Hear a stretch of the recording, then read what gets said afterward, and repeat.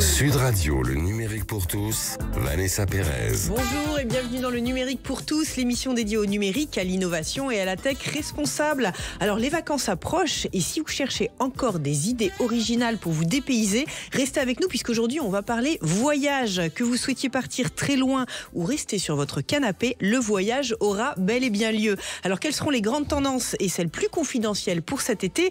Comment vivre vos destinations accompagnées par ceux qui y vivent au quotidien? Et comment voyager sans vous déplacer? On vous dit tout dans le numérique pour tous sur Sud Radio. Sud Radio, le numérique pour tous, Vanessa Pérez. Alors si je vous dis le Petit Futé, la collection de guides touristiques français et internationaux immanquables pour préparer son voyage, eh bien aujourd'hui, nous avons le plaisir de recevoir son rédacteur en chef, Stéphane Sreremeta. Bonjour. On est ravis de vous avoir en plateau parmi nous. Alors Stéphane, le Petit Futé, on vous connaissait dans toutes les bonnes librairies et les points relais. Maintenant, on n'a plus besoin de papier avec vous? On n'a plus besoin, on en a besoin. En tout cas, c'est chacun son choix. Le guide est encore très présent chez tous les libraires.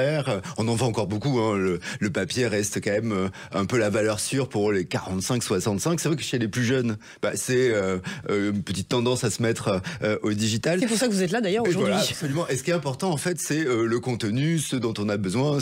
Et c'est ça qui est vraiment très très bien. Alors, on va rentrer dans le vif du sujet, Stéphane. Qu'attendent les Français de leur voyage pour cet été?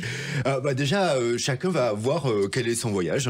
Chacun son choix. Certains vont se dire, moi, je veux me reposer. Pourquoi pas? Et il y a plein de possibilités pour se reposer. Certains vont être plutôt en mode découverte, aventure. Il y a aussi plein de possibilités. Donc c'est vraiment, il n'y a pas de moyenne. On peut dire, chacun fait son propre voyage. Il n'y a pas de standard. Et il y a aussi ses moyens. Et le last minute, alors Stéphane, j'ai envie de vous demander, ça fonctionne encore ce last minute où on paye moins cher, des tarifs hyper compétitifs? Le last minute, la difficulté, c'est que si la tendance du voyage est quand même d'aller plutôt sur des plus petites entités, des petites structures, quelque chose d'humain, quelque chose, voilà. Ça, c'est ce qui est intéressant. Si ça a du succès, si c'est bien, si c'est un bon rapport qualité-prix, il est fortement probable du fait qu'il y ait une hausse croissante du nombre de voyageurs, que ce soit déjà occupé, que ce soit déjà pris.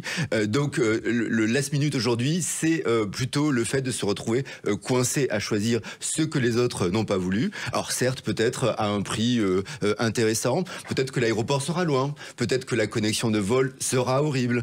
Donc le last minute, pas trop. Et puis j'ai même un chiffre, là, un Paris-Palerme à J-7, c'est plutôt la moyenne, c'est 285 €. À J-60, 175. Ah ouais. Donc c'est vrai que le last minute, on peut pas vraiment dire que c'est une tendance. Et sur l'offre hôtelière, je crois que c'est 15% seulement de l'offre hôtelière. Donc moi, je dirais que le last minute, c'est pas forcément une bonne idée. On peut être spontané, bien sûr, mais organisé. Déjà, quand on rêve d'un voyage, des mois à l'avance, on y pense, on se projette. On est en voyage avant même de partir. On s'est organisé. Alors bien sûr qu'après sur place, ça peut changer, ça peut être spontanément différent. Mais non, le last minute, moi je dirais que c'est un peu la mauvaise idée. Alors une autre question, avec tous ces voyages qu'on peut choisir en ligne, est-ce que les agences de voyage ont toujours une légitimité? Pour moi, pleinement. Mais à nouveau, ça dépend vraiment les différentes personnes. Alors l'agence de voyage, elle sert à quoi? Déjà, l'agence de voyage, elle est certes en France, mais elle va être également sur place. Elle a un réceptif local. Le local, ça peut vous rassurer. Si vous êtes dans un pays qui vous semble un tout petit peu compliqué, vous vous inquiétez pour votre sécurité, vous parlez pas la langue, ça peut être ça peut être simple. L'agence de voyage ne va pas forcément faire quelque chose. On a en tête l'agence, le groupe qui se balade, on est tous en troupeau de touristes. Non, ça peut être du voyage individuel avec un réceptif qui veut vous faire quelque chose d'authentique et avec plein de temps pour soi. Donc moi je dirais que l'agence, c'est vraiment, ça peut être une bonne aide. Donc, mais c'est à nouveau, chacun son envie. Si on a envie d'explorer, se débrouiller tout seul dans ses transports, ça peut être une expérience à vivre aussi. Alors Stéphane, vous allez nous faire voyager maintenant. Les grandes tendances que vous observez pour cet été, pour partir? L'été, alors il y a une tendance à aller vers la nature. Il y a aussi ce que l'on voit aussi, certes, sur la France par exemple, on a les territoires, la Bretagne, la Corse, ça continue le Périgord continue de beaucoup attirer. Mais on a aussi tout ce qui est micro-territoire, des territoires plus petits qui n'ont pas forcément de renommée. Nous, d'ailleurs, on a toute une collection de guides par exemple, Coteaux de Gascogne, par exemple, on peut avoir des villes dans les environs de Paris, en Seine-et-Marne aussi, il y a des petites zones absolument incroyables. On va se retrouver dans un environnement, alors ça nous aura pas coûté cher pour y aller, on aura pu y aller en voiture, on aura pu y aller en train, on aura pu également être dans un ravissant petit village, des activités, et surtout des activités aussi basées sur l'expérience. On passe un peu d'un tourisme qui était uniquement patrimonial, c'est-à-dire il fallait voir le gros bâtiment, la grosse église, le gros musée. Oui, c'est vrai que c'est intéressant, mais peut-être aussi aller chez un producteur de fromage de chèvre. Vous voyez le troupeau, il y a la traite, c'est un moment d'expérience absolument génial. Donc on met un peu ça, alors je dirais pas à égalité, mais en tout cas dans les activités, c'est un bon panachage. Alors vous parlez d'expérience, qui est effectivement une tendance. On voit aussi une évolution des formats. On part moins longtemps, mais on fait des choses différentes. Oui, on part sur des moins petits longtemps, formats. plus rapidement. Alors c'est un peu contradictoire avec la tendance dite durable, où finalement on se limiterait, mais pourquoi pas, on n'est pas à une contradiction près. En tout cas oui, parce que c'est vrai que dans une année qui va être un peu trépidante, ça fait des coupures et on est habitué à être très segmenté. Après ça dépend un peu aussi de si on vit en province, loin d'un aéroport, avec un temps de préacheminement sur Paris si on part à l'étranger, trop souvent, ou si on est sur Paris, et donc ça on peut avoir aussi des vols pas chers. Mais c'est vrai que la tendance est un peu morcelée un tout petit peu, c'est un peu oublié, hein. Les 3 longues semaines l'été où on part sur un spot unique, on a besoin de variété, on a besoin de faire plein de choses. Les pépites, on peut dire, il y a quelques pépites là que vous avez découvertes récemment. Alors là, il y a une grosse tendance sur l'Albanie alors c'est que la Croatie est formidable, mais c'est vrai que un peu saturé touristiquement, surtout juillet, août. L'Albanie, ça va être plus un peu, voilà, c'est la Croatie. Il y a bien longtemps, c'est une explosion de noms de personnes. Il y a tout un littoral, il y a une culture, la gastronomie est top, les gens sont hyper gentils. Et puis on voit aussi un grand retour, en tout cas une tendance, une grosse progression sur l'Asie. On peut dire que c'est l'année du Japon. En plus, il y a l'expo universelle qui est là jusqu'au mois d'octobre. Mais on voit aussi les Philippines et même la Chine, hein, qui avait beaucoup baissé en post-Covid. Là, on voit un retour de la Chine. Et c'est vrai que c'est formidable. Mais c'est souvent politique. Il y a que le Covid qui nous a tous figé un instant T. Mais là, il y a toujours ça. Les États-Unis inquiète ou agace un peu. En plus, il y a l'inflation qui est quand même galopante. Hein. Aujourd'hui, le prix d'une nuit d'hôtel aux États-Unis, c'est hors de prix. Alors certes, les billets d'avion, du coup, s'écroulent parce que plus personne n'y va vraiment. Et donc, du coup, ça se balance sur une autre destination qui nous semble un peu plus sûre. Donc, c'est l'année où c'est la tendance asiatique. Question critique, le pouvoir d'achat. On nous dit quelque part, effectivement, que le pouvoir d'achat, ça menuise. Et ce mois de mai, il y a quand même personne dans les bureaux. C'est quoi l'équation là-dessus, sans être caricatural au niveau des pots, c'est assez... c'est toujours le mois de mai est assez caractéristique. Mais c'est vrai que oui, mais les gens font des choix et les vacances font partie des choix. On a besoin, on n'est pas là seulement pour travailler tous les jours. Ça fait partie des choses qui sont un peu priorisées. Mais après, il y en a qui sont astucieux. Il y a quand on est plus jeune même ou avec moins de budget, allez, on peut aller faire du bénévolat. Il y a des missions assez exceptionnelles. On peut partager des logements plus facilement. Il y a plein d'éléments comme ça qui permettent de voyager de façon pas très très chère et de plus en profiter, d'en profiter souvent. Une question, le tourisme durable, ce mot un petit peu tarte à la crème, on va dire c'est quand même une hypocrisie, certains font attention mais d'autres n'hésitent pas à quand même prendre l'avion ou s'affranchir de certaines règles quand il s'agit de partir. C'est-à-dire qu'il y a des gens qui sont dans une démarche très sincère, il y a des écologes, il y a des gens qui mettent en place du slow tourisme, qui le font vraiment de façon très bien, très respectueuse des gens, et puis comme toujours, il y en a qui font seulement un peu de greenwashing et qui lanceront des promos pas très raisonnable. Évidemment, si vous avez un problème de pouvoir d'achat et que vous voyez une super promo, voilà, c'est que ça tend. Par contre, on sent vraiment une tendance à basculer, plus de voyages en train. Le train, un passe-train, il y a plein de gens qui font un séjour. Et nous-mêmes, quand on fait la promotion de territoires moins connus et de proximité, en montrant à quel point c'est génial, qu'il y a des activités qu'on va pas s'ennuyer, etc., c'est une contribution finalement. Donc le tourisme durable, ça peut être du greenwashing pas terrible, mais ça peut être aussi une tendance de fond. Le top 3, allez, on conclut en poignée de secondes, le top 3 pour cet été, Stéphane. Ah non, c'est le top 3 des destinations. Si on n'a pas encore choisi. J'ai l'impression que le Japon va être dans le top 3, et après c'est vrai que je vous ai parlé de l'Albanie, c'est vraiment important. Après moi, ce qu'il faut aussi voir, ce qui est important, c'est pas être dans la tendance absolue, c'est de trouver le voyage qui nous correspond. Il y a par exemple, mon coup de cœur, c'est Madagascar, qui est une île absolument merveilleuse, un peu difficile d'accès, et sur place, les gens sont d'une empathie, d'une gentillesse. On parle de tourisme expérientiel. Parfois, il n'y a pas grand-chose. On va voir des choses absolument magnifiques, d'aller des boabas, mais après, il n'y aura pas grand-chose à faire. On va juste observer des gens. Il y a des gens qui pêchent la crevette. Allez, on va faire passer un moment, 1 heure avec eux. C'était pas organisé, spontané. C'est ça aussi le voyage. C'est se connecter à des émotions, à des rencontres, et pas forcément que ce soit systématiquement organisé. Merci beaucoup, Stéphane. Avec vous, on est déjà un peu parti avec le petit futé. restez avec nous dans quelques instants. Nous découvrirons comment le numérique permet de nous rapprocher encore plus des cultures locales. Et oui, c'est paradoxal, mais vous allez voir et vous allez être surpris en ouvrant des passerelles inattendues. Le numérique pour tous spécial voyage, ça continue dans quelques instants et c'est sur Sud Radio. Sud Radio, le numérique pour tous, Vanessa Pérez. Et pour continuer cette émission spéciale voyage, j'ai le plaisir d'accueillir Sandra Giacomoni. Sandra, bonjour. Donc vous êtes présidente et fondatrice de Travel.me, qui est un site de voyage qui permet, si on peut le dire ainsi, de permettre à certains voyageurs de découvrir de nouveaux horizons sans se déplacer. C'est ça le concept? C'est ça, c'est un bon résumé. Mais concrètement, alors c'est quoi l'expérience Travel.me? Alors, Travel.me, qu'est-ce qu'on propose? Ce sont des voyages culturels qu'on fait à distance et en direct au cœur du patrimoine. Donc concrètement, on a un guide qui, par exemple, vous réservez une visite mardi prochain à Nîmes. Le guide est présent sur le lieu de la visite, donc à Nîmes, au pied des arènes, et vous vivez pendant 1 heure une visite interactive où le guide est vos yeux, vos jambes, pendant 1 heure. Alors, à qui s'adresse votre solution plus particulièrement? Alors nous, on s'adresse spécifiquement aux personnes âgées, enfin à tout ce qu'on appelle le public empêché.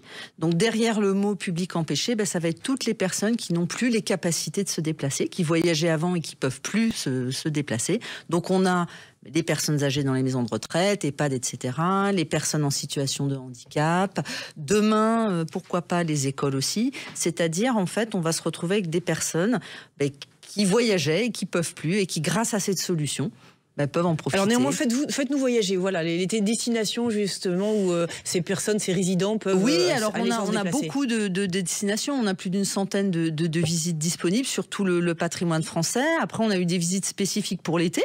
Donc, on les emmène en Provence, à Tarascon, à Nîmes, à Saint-Rémy-de-Provence, en Camargue. On les amène sur les îles, en Corse. On les amène sur l'île de la Réunion.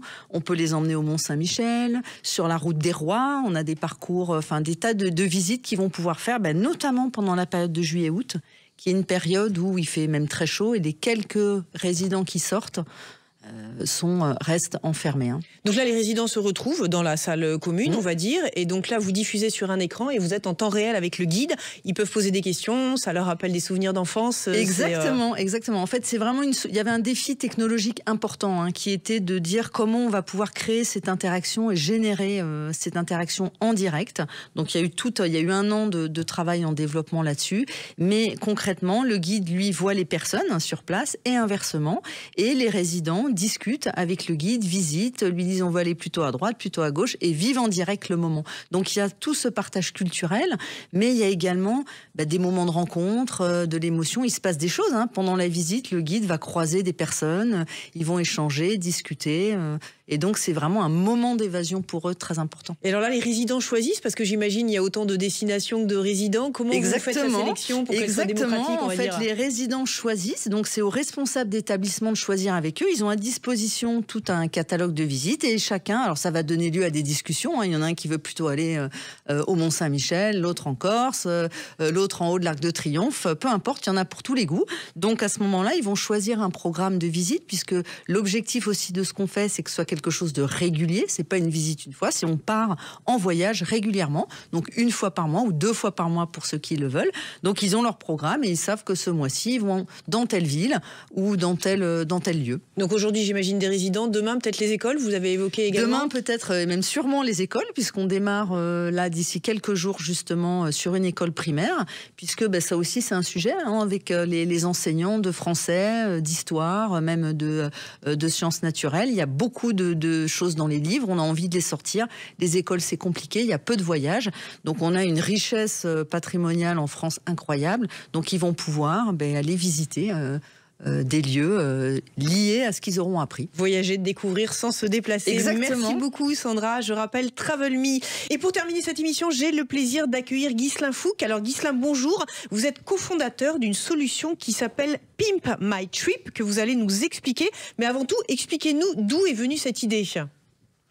Alors, Pimp My Trip, c'est l'histoire d'un fish and chips, vous savez, le fameux poisson frit accompagné de ces frites bien connues en Angleterre, qu'on a voulu tester en étant à Londres avec ma compagne, et on s'est rendu comme des millions de gens sur un site bien connu d'avis en ligne pour trouver le meilleur fish and chips de Londres.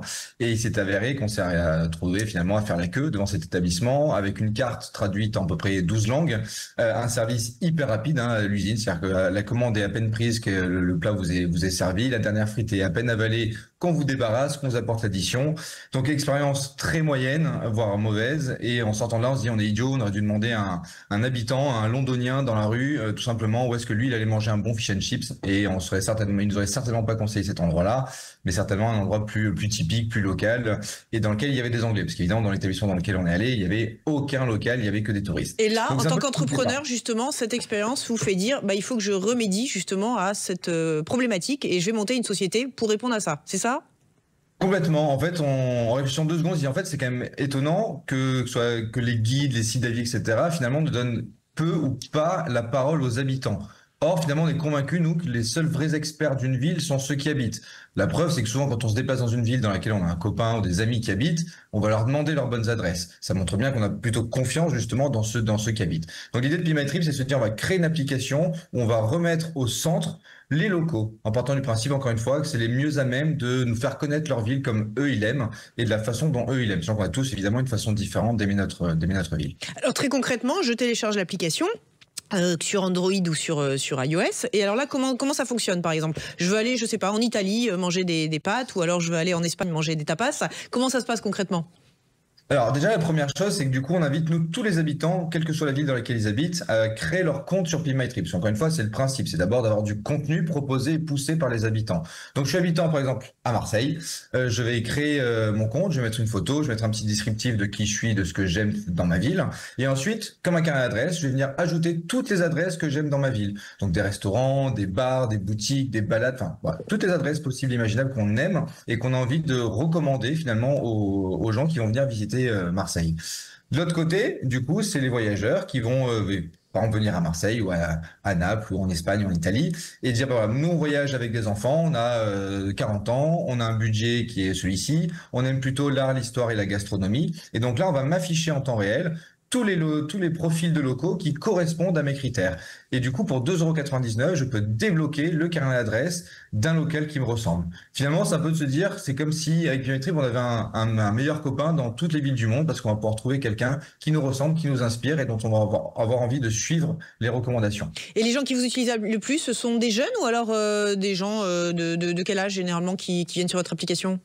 Ouais, alors c'est très confondu, hein. Ça qui est intéressant, c'est qu'en fait c'est assez riche. Ça va alors c'est plutôt des femmes. Le cœur d'utilisateur c'est 25-35 ans, mais finalement ça va vraiment. On a notre doyenne, puisque c'est une doyenne, elle a 92 ans, elle a créé son carnet d'adresse à Marseille. Et du coup, c'est très large, il y en a pour tous les goûts, et ça permet vraiment de s'appuyer encore une fois sur des gens qui habitent sur place, qui ont les mêmes goûts, qui ont les mêmes références, qui ont les mêmes centres d'intérêt que nous, pour vraiment découvrir une ville au travers des adresses recommandées par les locaux. Et vous nous recommandez quoi pour cet été alors, Ghislain ? Les destinations, on va avoir le plus de pimpers, on va peut-être les appeler comme ça, qui peuvent vous partager leurs conseils ? Alors pour l'instant, c'est vrai qu'on est très franco-français. Bon, on a la chance d'être un pays incroyable avec beaucoup de belles destinations. Donc on est concentré, nous, aujourd'hui, on a à peu près 35 000 adresses qui sont réparties dans beaucoup de villes, mais essentiellement, on va dire les grandes villes françaises, Paris, Lyon, Marseille, Bordeaux, Strasbourg, Nantes, etc.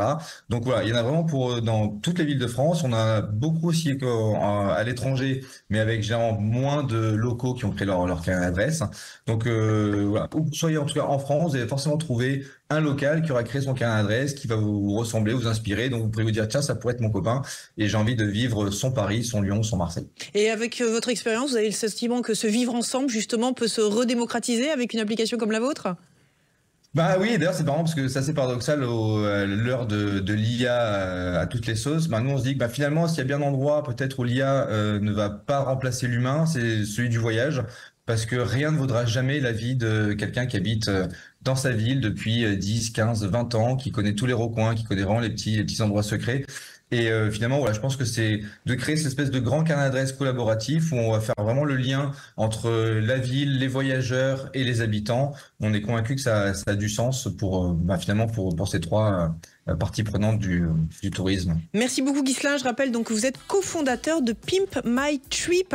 Le mot de la fin, Stéphane. Le voyage est en train de vivre quelque part une révolution. On cherche des choses de plus en plus personnelles. On cherche à connecter du lien. On cherche des rencontres. On se cherche ça. On cherche des alternatives à ce que nous n'avons pas le reste de l'année. C'est ça, partir en voyage, c'est aller vers ça et plein de moments de bonheur. Redécouvrir l'humain. Merci beaucoup Stéphane, Ghislain et Sandra pour vos témoignages et vos idées de voyage pour cet été et pour plus tard, même aussi. Le numérique pour tous, c'est fini pour aujourd'hui. Je rappelle que vous pouvez retrouver toutes nos émissions en podcast sur l'application Sud Radio et sur vos réseaux sociaux préférés. Il est temps pour moi de vous souhaiter une excellente fin de week-end et de vous dire à la semaine prochaine.